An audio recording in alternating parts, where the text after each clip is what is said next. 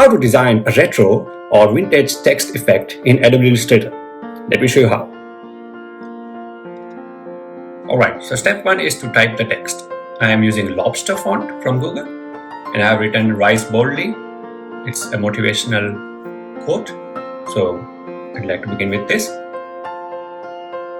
I turn this to almost 15 degrees.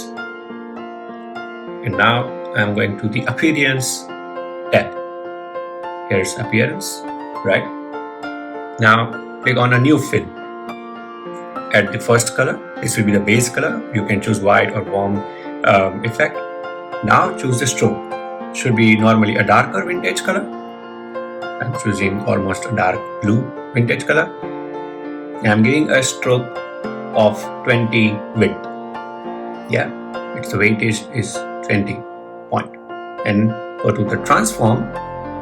Move it 1 pixel to 1 pixel, both horizontal, vertical, and give the copies 10. So basically it will create 10 copies, one point on the slant direction, both horizontal and vertical. Move the stroke back towards the fill and create another stroke. Repeat the process with another color, but this time ensure that while you are doing the transform,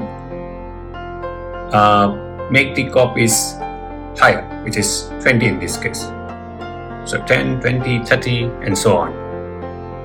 Yeah, again move this stroke in the back.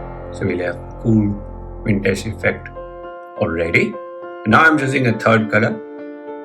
So I'm choosing here, let's say a sort of sea green sort of a color. And now I'm going to give a new effect, transform, and I'll make it say 30 copies, same process, repeat, and there you go. The moment I put it back, there we are. That's all. How lovely it looks. You can put it on the apparel, you can put it as a sticker. That's all. Go ahead and experiment with this idea. Let me know your thoughts in the comment section and do subscribe for more. Happy reviews.